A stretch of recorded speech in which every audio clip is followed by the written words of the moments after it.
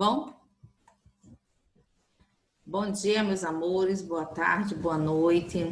Tá aqui a professora Milka Klein, professora da Escola Alternativa, tá? Hoje vamos trabalhar com a disciplina de História. Deixa eu voltar aqui a imagem. História, disciplina. Vou trabalhar o capítulo 10, o último capítulo do nosso livro, volume único. Então, assim, não vai ter parte 2, ou vai ser a parte 1, vai ser único, ele completo de uma vez, tá bom? Então, aí, conteúdo que a gente vai trabalhar hoje, a gente vai falar sobre por dentro da migração, em busca do ouro, falaremos sobre os bandeirantes, que a gente já citou no capítulo anterior, falaremos sobre a corrida do ouro, o tipo de mineração e o trabalho nas minas, como eram feitos. A tia pede que vocês estejam num ambiente calmo, tranquilo, confortável, tá? Que estejam saudáveis, tá? E que consigam realizar todas as atividades que vão ser propostas aqui, tá? A tia pede que se achar difícil ou tiver alguma dúvida, volta o vídeo, assista novamente e lê o livro para abrir a mente um pouco mais. Lembra, deixa o material à mão, fica mais fácil para vocês compreenderem o que está acontecendo e realizar anotações, no caso de dúvidas, tá? Bom, como sempre, né, na abertura de capítulo, a tia Milka escancara a página bem grande, né, essas obras de artes aí, essas imagens lindas que o material SAS nos proporciona. Por dentro, né, da mineração, então a abertura do capítulo ele vai falar sobre a mineração, e a gente vai destrinchar, mas antes de destrinchar aqui essa página, eu quero que vocês olhem a imagem do que está acontecendo, tá? A gente está vendo lá a levigação, processo de ciências, lembra aqueles processos de separação de misturas? Muito bem, levigação sendo realizada aí, tá? Então, olha que interessante, a gente vê quem está sentado fazendo esse trabalho e quem está em pé, também tirando material, areia do solo, tá? Do mesmo jeito a gente vê pessoas aqui vestidas de forma diferente, só observando o trabalho. A gente tem aqui um rapaz observando o trabalho e outro rapaz observando só o trabalho deles. Tá certo? Vou dar continuidade. Desde que chegaram ao território brasileiro, os portugueses acreditaram ser possível encontrar ouro e metais preciosos. A mineração é uma atividade realizada há muito tempo no Brasil. Observe a imagem de abertura desse capítulo. Essa obra de arte é chamada de Os Lavradores de Diamantes, de autoria desconhecida, produzida no ano de 1850.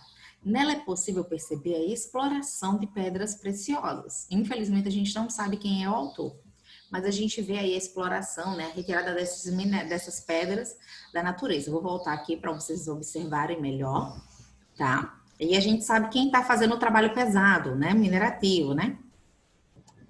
Bom, e trocando ideias, que tipo de trabalho as pessoas retratadas na obra de arte estão fazendo? Qual é o tipo? Quais são as diferenças entre os trabalhos realizados pelas pessoas representadas? Quem está sentado, né, trabalhando, fazendo a levigação, e do outro que está lá, aqueles dois lá que a tia mostrou. Quais são as diferenças? Todos eles estão trabalhando, só que de forma diferente. Por que os portugueses desejavam encontrar ouro e pedras preciosas no Brasil? Por que é tão interessante encontrar pedras preciosas? O que isso traz de benefício? Bom, vamos começar sobre em busca do ouro, né? Por que é tão importante procurar ouro? Quando os portugueses chegaram às terras que hoje correspondem ao Brasil, eles não encontraram ouro, prata e nem pedras preciosas.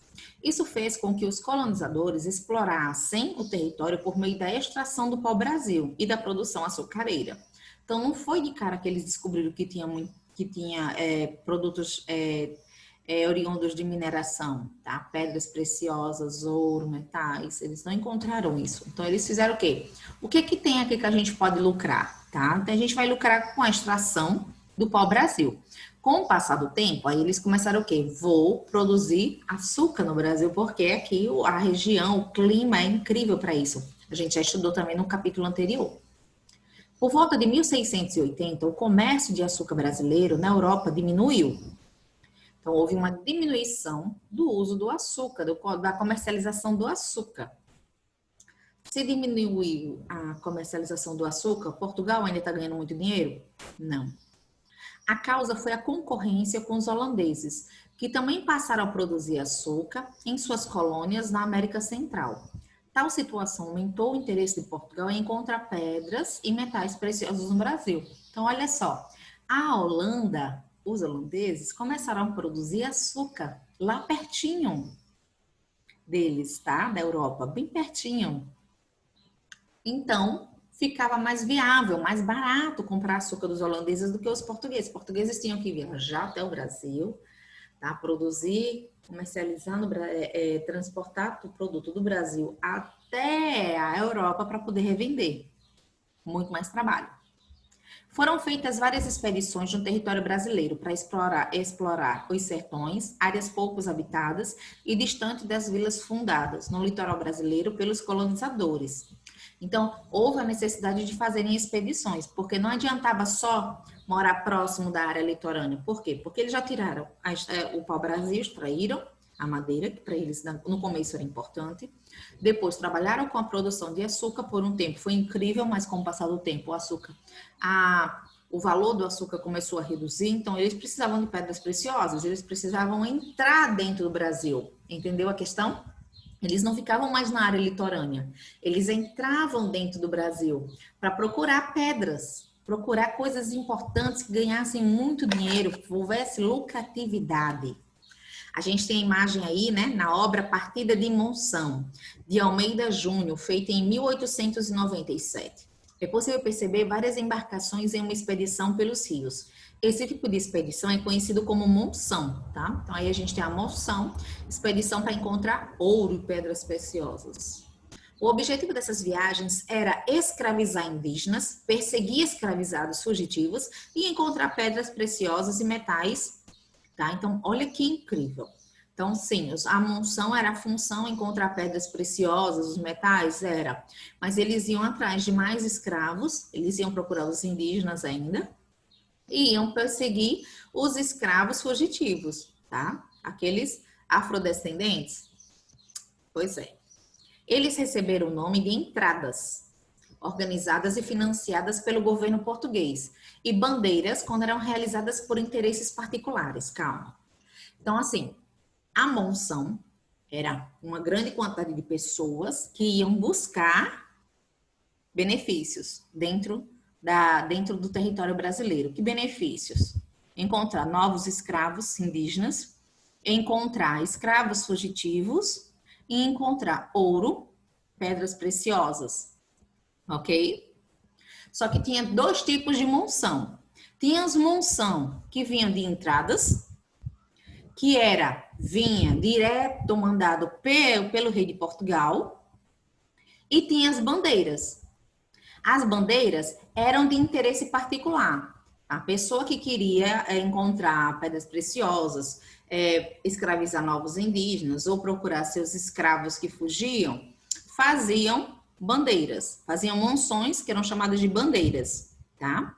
E aqueles que trabalhavam para o rei de Portugal, fazendo monção, eram chamados de entradas, ok? Então, as entradas eram justamente viagens organizadas e financiadas pelo rei de Portugal. As bandeiras eram viagens, tá, financiadas de forma particular, por uma pessoa específica, tá certo? Aí a gente tem os bandeirantes, vamos destacar os bandeirantes, lembra? Os bandeirantes que vinham de pessoas de interesse particular. Muito bem. A Vila de São Paulo, de Piratininga, hoje que é a cidade de São Paulo, ficava distante das regiões açucareiras, no atual Nordeste brasileiro, para onde os africanos escravizados eram levados. Por isso, os colonizadores dessa vila escravizavam indígenas. No entanto, alguns indígenas eram catequizados, que eram instruídos por ensinamentos católicos, eles viravam católicos. E o governo português proibia a escravização deles. Diante de tal situação, os proprietários de terras passaram a financiar as bandeiras para capturar indígenas em locais distantes. Preste atenção como é interessante isso. A gente começa com a Vila de São Paulo, tá? Que é onde hoje é a cidade de São Paulo, mas antigamente era vila. tá? E quando a gente fala de regiões açucareiras, a gente fala da região aqui do Nordeste do Brasil, onde a gente está, tá legal? Bom, então o que ele quer dizer? As pessoas da Vila de São Paulo, elas precisavam de mão de obra barata, então eles pegavam os indígenas e escravizavam. Só que tinha uma lei do governo português que era assim: se você pega um indígena e ele é catequizado, ele não pode ser escravizado, porque ele aceitou a Cristo, tá? Então significa o quê? Que os indígenas eram inteligentes. Então o que é que os indígenas faziam? Eles se aceitavam, né? Aceitavam ser catequizados porque eram proibidos de serem escravizados. Aí o que acontecia? Os indígenas ficavam livres, né? Eram livres, não podiam ser escravizados porque aceitaram a religião católica, né? E os portugueses começavam a ter problemas porque não tinha mais escravizados indígenas, eles não conseguiam com facilidade, porque o que eles conseguiam, eles eram catequizados e eram libertos, que era a ordem do rei de Portugal. Você não pode escravizar um catequizado.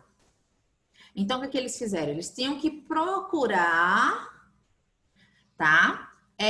Novos indígenas em locais bem distantes, porque os indígenas que moravam perto da Vila de São Paulo já sabiam disso. Eu vou ser catequizado, então eles não podem me submeter à escravização. Aí o que eles fizeram? Vou procurar os indígenas que não sabem disso. Inteligente? Inteligente. Então, é aí onde entra o grupo dos bandeirantes, porque eram essas expedições, essas monções, que eram essas viagens feitas em busca de novos grupos, de capturar indígenas, para trazer para a Vila de São Paulo para escravização, para trabalho. Entendido? Muito bem, a gente tem uma obra aí da fundação da cidade de São Paulo, de Oscar Pereira da Silva, produzida no ano de 1909, tá? Bem interessante isso, né? Então, todos de certa forma, acabavam fugindo, conseguindo fugir. Isso é uma característica muito interessante dos indígenas, por isso que fala-se que os indígenas, eles nunca aceitaram serem escravizados, porque de todo jeito que eles podiam fugir da escravização, eles fugiam. Bem interessante. Os homens que realizavam essas expedições foram chamados de bandeirantes. Eles levavam consigo armas e facões para abrir trilhas no meio das matas. Muitos caminhos foram abertos com a ajuda de indígenas que serviam como guias dos grupos, ensinando-os a caçar, a coletar alimentos para sobreviver e se proteger de animais. Então, sim, lembra daqueles indígenas que eram catequizados? Ok, eles não podiam serem escravizados. Então, eles trabalhavam a benefício próprio, né, para se beneficiar. Então, eles ensinavam a caçar, coletar alimentos durante essas expedições dos bandeirantes. Lembrando, bandeirantes, porque eram expedições pagas com dinheiro particular, tá? Daquele povo lá que vivia na Vila de São Paulo, que tentava escravizar os indígenas e não conseguia, porque os indígenas que moravam próximo daquela região sabiam que se fossem catequizados, eles não eram escravizados. Interessante. Em meio às explorações e capturas, os bandeirantes foram responsáveis pela descoberta do ouro e pela expansão do território brasileiro. Durante a expedição para caçar esses grupos indígenas, descobriu-se ouro e expandiu o território, porque eles começaram a entrar na parte, né, entrar dentro do Brasil. Representação de um bandeirante na pintura Ciclo da Caça do Índio, de Henrique Bernardelli, feita em 1922. Interessante? Muito.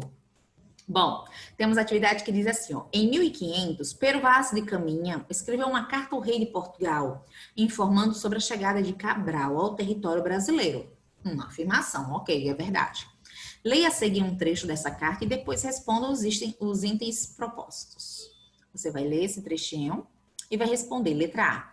Por que os portugueses tinham interesse em encontrar ouro e prata quando chegaram às terras que correspondem ao Brasil?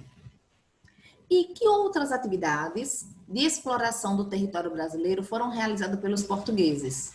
Que tipo de outra exploração eles fizeram? Pausa o vídeo, realiza a atividade e volta para a tia.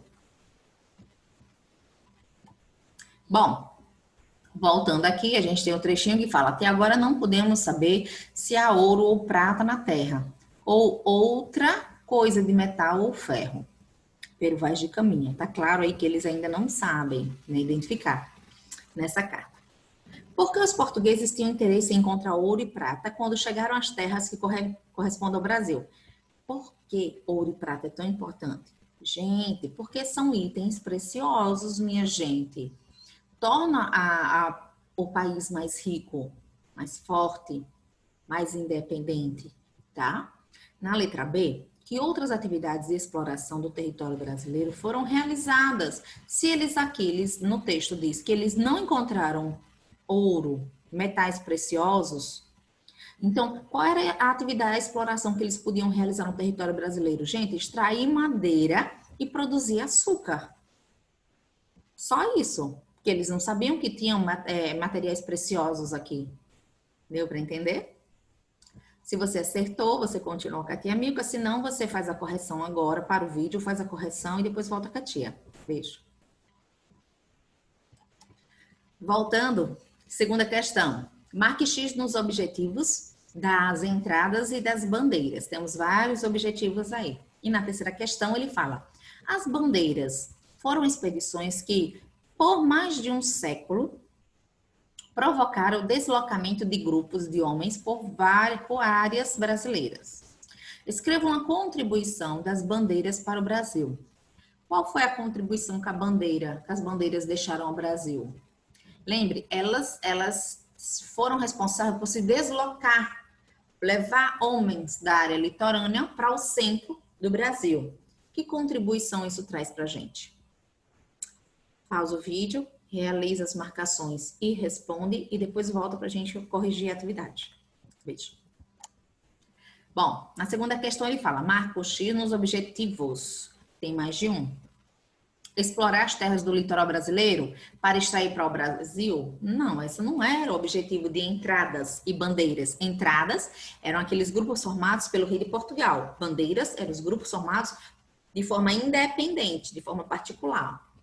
Escravizar indígenas e capturar escravizados fugitivos? É claro. Encontrar pedras preciosas e metais preciosos? É claro. Ajudar os padres no ensino da religião católica aos indígenas? De maneira nenhuma. Se eles ensinar o catolicismo aos indígenas, automaticamente eles são libertos pelas leis portuguesas. E explorar os sertões do Brasil? É claro que sim. Área do Nordeste, né? Terceiro, as bandeiras foram expedições que por mais de um século provocaram o deslocamento de grupos de homens em áreas brasileiras. Escreva uma contribuição das bandeiras para o Brasil, só precisa de uma. Então, as bandeiras contribuíram para a expansão do território brasileiro por meio da exploração dos sertões e para a descoberta do ouro. Tem várias aí, tá? Vou passar adiante. A gente vai falar sobre a corrida do ouro. Corrida, jazidas, tá? Então, a gente vai falar aí sobre essas jazidas, tá certo? A corrida do ouro. Entre 1693 e 1695, chegaram ao governo de Portugal as primeiras notícias de que os bandeirantes encontraram ouro às margens de rio e riachos no interior do Brasil. As jazidas foram descobertas inicialmente em áreas do atual estado de Minas Gerais. Mais tarde, também foi encontrado ouro em Goiás e em Mato Grosso. Então, vamos lá. Jazida, reservas de recursos de minerais valiosos, como ouro, prata e carvão mineral. Então, olha que interessante. Quando chegou as primeiras notícias, os bandeirantes noticiaram que encontraram ouro na margem de rio, riacho, dentro do Brasil, lá dentro do interior, tá? Então, aí foi o ponto principal para o desenvolvimento do centro do Brasil. Porque quem levou a notícia foram os bandeirantes. Os bandeirantes voltaram dessas expedições dizendo: gente, a gente encontrou ouro, pedras preciosas, minerais, um monte de coisa. Sabe onde? Lá dentro do Brasil, nas áreas de rios e riachos. Dentro, lá no interior. Imagina o que isso não causou. Espalhou-se assim incrivelmente, de uma forma rápida demais. Tá? Então, vou continuar a leitura. A notícia da descoberta de ouro espalhou-se rapidamente, com a possibilidade de enriquecimento fácil e em razão da crise do comércio do açúcar. Vários senhores de engenho decidiram se mudar para a região das Minas, levando escravizados para trabalhar na exploração de metais preciosos. Olha só, como o açúcar começou a descer, declinar a venda do açúcar, até os senhores dos engenhos pegaram assim, não, peraí. Não estou ganhando tanto dinheiro quanto antes com a venda de açúcar. Então, vou pegar uma boa parte dos meus escravos, vou levar para a região onde, mais adiante, né, tempos depois, vai ser a área que vai ser chamada de Minas Gerais, Goiás e até Mato Grosso também, a gente tem essas áreas aí, centrais. Eu vou levar os meus escravos para lá para eles garimparem para mim, trabalhar para mim, procurando ouro para mim. Interessante. Bom, na próxima página aí a gente tem, na próxima slide, no caso, a gente tem uma pintura que é uma pintura Bandeiras, A Caminho das Minas, de Oscar Pereira da Silva, feita no ano de 1920. Incrível a pintura aí. Nessa obra de arte são representadas pessoas a caminho das minas. Muito bem. Vou fazer a leitura, tá certo? Na capitania das Minas Gerais, funcionários públicos passaram a viver e a trabalhar fiscalizando as minas e fazendo as cobranças de impostos que seriam enviados a Portugal. Com o crescimento dessas capitanias, foram criadas as suas primeiras vilas e, em 1721, ela passou a ter uma capital, que se chamou Vila Rica. Então, olha que interessante. Na capitania de Minas Gerais foi onde foi encontrado ouro. Os bandeirantes anunciaram, tem ouro nas capitanias de Minas Gerais, tá? Aquela primeira divisão lá, feita pelo rei de Portugal, lembra? A gente já estudou sobre as divisões territoriais do Brasil. Pronto. Então, o que acontece? Nas capitanias de Minas Gerais era tudo feito fiscalização, cobrança de impostos para quem morava lá, tudo era enviado a Portugal, ok? Aí, com esse desenvolvimento de Minas Gerais, por conta do ouro da exploração, você tinha que ir para Minas Gerais, você tinha que pagar impostos, porque é uma área do rei de Portugal, território do rei de Portugal, então você pagava. Então, até o rei de Portugal lucrava também com a vinda de várias pessoas para as capitanias de Minas Gerais. Houve um crescimento tão grande dessa capitania que foi feita as primeiras vilas. Cresceu, começou -se a desenvolver muito. As primeiras vilas foram desenvolvidas lá. E assim, uma delas que virou a capital da capitania de Minas Gerais é chamada de Vila Rica. Até hoje tem Vila Rica. É incrível, um patrimônio cultural incrível.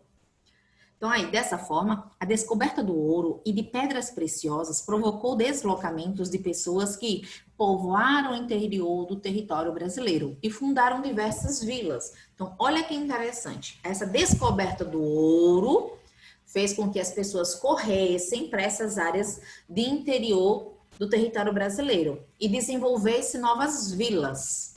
E assim, né? Uma vez, antes da mineração, as regiões habitadas se limitavam ao litoral do Brasil.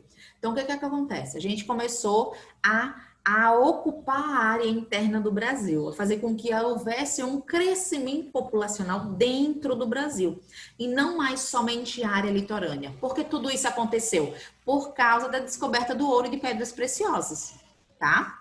Quando a gente fala dos conflitos, houve conflitos? Houve conflitos. A chegada de tantas pessoas às regiões de Minas gerou uma série de conflitos. Um deles foi a Guerra dos Emboadas.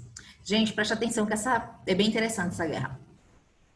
Foi uma disputa entre bandeirantes paulistas e os portugueses e outros moradores de Minas. A gente já sabe por quê, né? Temos bandeirantes, os portugueses e moradores de Minas. A gente já sabe qual o motivo desse conflito. Os bandeirantes queriam a exclusividade da exploração do ouro com a justificativa de que foram os primeiros a chegar nas minas. Já os portugueses se consideravam os administradores do Brasil, por isso acreditavam que possuíam o direito de controlar a extração das minas, tá? A extração de pedras preciosas em Minas. O conflito durou cerca de 3 anos e só acabou quando a coroa portuguesa criou em 1709 a capitania de São Paulo e Minas, o que permitiu maior controle da região do ouro por parte de Portugal. Então, a Guerra dos Emboadas durou 3 anos. Era uma disputa realizada entre bandeirantes, né, paulistas de São Paulo, da Vila de São Paulo, com os portugueses. Por que que isso acontecia? Porque os bandeirantes diziam que eles tinham o direito de extrair do jeito que eles queriam todo o ouro, porque eles que encontraram aquela região, descobriram ouro ali. E os portugueses disseram, vocês estão na região que é colonizada por Portugal. Então, vocês sim, a gente tem direito de administrar tudo isso. Então, houve uma guerra durante 3 anos. Só acabou a guerra quando foi feito um acordo, um tratado falando, né, dividindo produzindo uma nova capitania, que separando a capitania de São Paulo e Minas. E assim ele conseguiu controlar, o rei de Portugal conseguiu controlar ainda mais toda essa região. E assim dando fim à Guerra dos Emboados. É interessante? É. Portugal ganhou novamente. Pintura anônima do início do século XVIII, que representa a Guerra dos Emboadas, tá? O decreto aí sendo passado para todos, né? Que houve uma divisão da capitania, tá? Produz a capitania de São Paulo e tem a capitania de Minas, onde o rei de Portugal ele tem um maior controle de toda essa região. O desenvolvimento de atividades econômicas, vamos lá falar sobre isso. A mineração também provocou o surgimento de novas atividades econômicas e o deslocamento de pessoas para atender às necessidades dos moradores das regiões perto das minas. Alguns lugares, como o Rio de Janeiro e São Paulo, especializaram-se no comércio de alimentos e diversos produtos para os mineradores. Então, olha só. A Bahia, por sua vez, abastecia as minas com o gado bovino. Então, a mineração desenvolveu o surgimento de novas atividades. Sim. Você não vai só minerar, você precisa comer, se alimentar, ter uma vida confortável. Não adianta você ganhar, lucrar, ficar rico e não ter benefícios com isso, ter uma vida um pouco mais confortável com isso. Então, Rio de Janeiro e São Paulo se especializou no comércio de alimentos e outros produtos, que era para os mineradores, para quem trabalhava em minas. E a Bahia abastecia quem trabalhava na mina vendendo gado bovino, vendendo carne. Já na região sul do território, vendedores viajantes, conhecidos como tropeiros, partiam para comercializar carne seca, além de mulas e jegues, animais utilizados para transportar ouro extraído. Então, eles vendiam esses animais para transportar a mercadoria, lembrando, na região sul do território. Tá. Dessa forma, por causa da mineração, o comércio foi estimulado. Fato que não aconteceu no período açucareiro, uma vez que naquela época o comércio ocorria em especial entre os senhores dos engenhos e de Portugal. Então, olha, mesmo tendo aquele alvoroço todinho no período açucareiro, que lucrou-se muito com o período açucareiro, nesse período não houve estímulo do comércio. Por quê? Quem era senhor do engenho trabalhava, ia direto para o rei de Portugal. E do rei de Portugal direto para o engenho. Não tinha desenvolvimento comercial.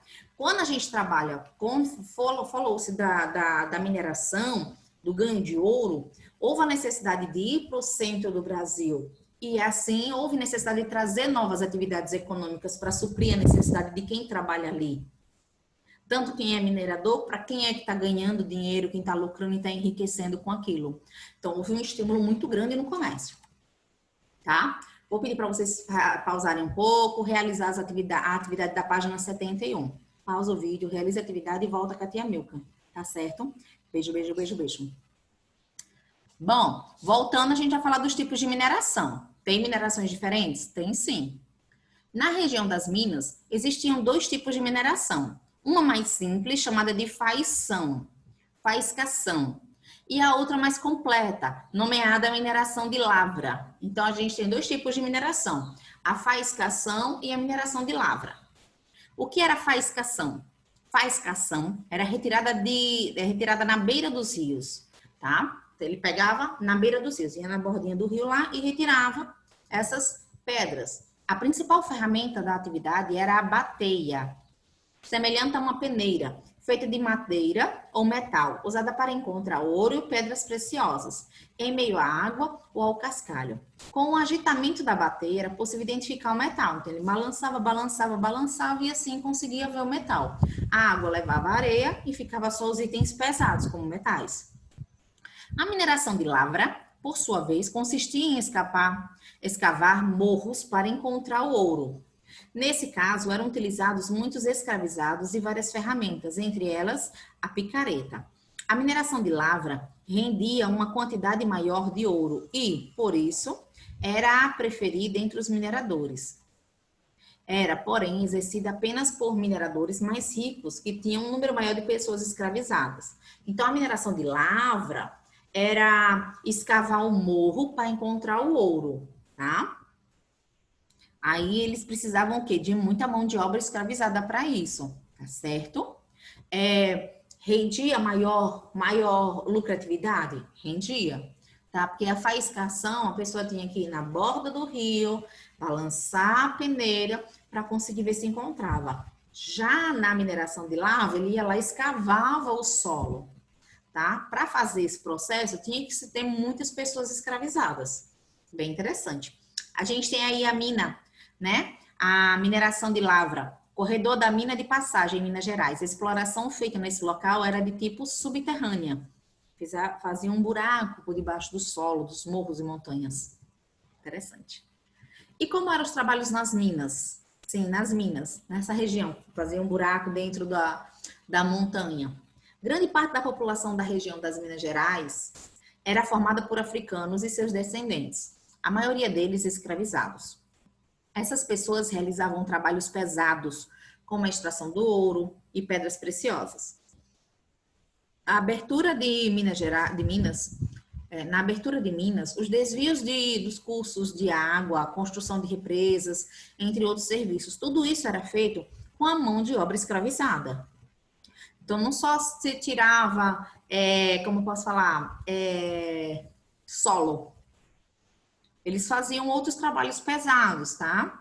Essa área da extração do ouro era feita pelos escravizados, mas também abrir a mina, desviar o curso da água, construir represa, prestação de serviço privado, tudo isso, tudo que era trabalho pesado, eram feitos por africanos e descendentes de africanos escravizados, eram todos escravizados.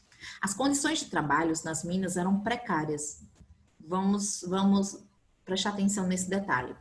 Era comum ocorrer desabamentos nas minas subterrâneas.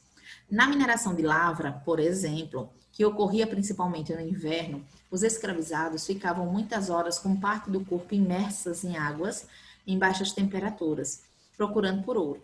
O resultado disso costumava ser o surgimento de doenças pulmonares, que acabavam provocando muitas mortes. Então, assim, trabalhar na mina é complicado, porque tanto se você trabalha em mina subterrânea, podia ocorrer desabamento, como também em minas de águas, né, e a baixa temperatura, eles o tempo todo dentro da água, para encontrar ouro, eles acabavam adquirindo doenças e acabavam morrendo por conta disso, né? A obra Lavagem do Minério do Ouro, de Johannes Maurice Rugendas. Adoro as obras de Rugendas. Produzida no ano de 1835, tá? Mostra aí escravizados trabalhando em uma mina. Bom, e a gente tem Em Busca da Liberdade, finalmente. Mesmo com todo esse sofrimento, essa dificuldade, a gente tem a liberdade aí. Na região mineradora, também ocorreu resistência à escravidão por parte dos escravizados por causa das condições de trabalho esforçado que eles viviam. Então, olha só. Então, os escravizados, eles não ficavam a critério de resistir só na área litorânea, para trabalhar com a região açucareira. Não. Na área mineradora também eles resistiram muito, porque era complicado, era uma condição de vida absurdamente fora do comum e real, tá? Era um trabalho forçado que causava a morte de muitos deles, tá? Então, eles lutavam contra serem escravizados nessa região de Minas. A gente já viu aí nos slides anteriores quais eram os problemas que eram causados, tanto nas regiões de Minas seca, quanto na região de Minas molhada. Um modo de ser livre era comprando do senhor a carta de alforria. Gente, começamos aí a libertação, né, desses escravizados, a carta de alforria, tá? O que ele fala? Essa carta era um documento oficial em que o senhor concedia liberdade ao escravizado. Tia, então o senhor, o dono do escravo, libertava ele? Libertava. A alforria acontecia em vários lugares onde havia trabalho escravizado, mas ela foi mais comum na região das Minas, tá? Então, por que que foi muito mais comum na região das Minas, tá? Porque era comum que isso houvesse benefício para o escravizado que trabalhasse mais, que encontrasse mais ouro e entregasse ao seu senhor. Ele ia ganhar uma pequena parte desse ouro e assim ele ia futuramente conseguir comprar a sua carta de alforria. Era barata a carta de alforria? Não. Então, às vezes o escravo trabalhava a vida inteira para tentar conseguir comprar a sua carta de alforria. Às vezes conseguia, às vezes não conseguia. Às vezes morria antes disso, naqueles trabalhos, naquela situação precária de vida, tá? Temos a imagem da carta de alforria concedida por José Martiniano de Alencar em 1855. Os escravizados compravam sua liberdade de diferentes formas. Algumas vezes, eles guardavam parte do ouro e dos diamantes que encontravam, eles escondiam. Outras vezes, justamente para evitar o roubo dos metais preciosos, os senhores recompensavam os escravizados que obtinham sucesso na mineração, doando-lhes pequenas quantias de ouro, que eram economizadas e, após algum tempo, usadas para comprar a própria liberdade. Esse era o método mais comum usado pelos escravos, tá? Porque esconder o ouro era muito perigoso. A gente sabe que as punições feitas pelos senhores desses escravos eram extremamente severas, então não era viável para eles.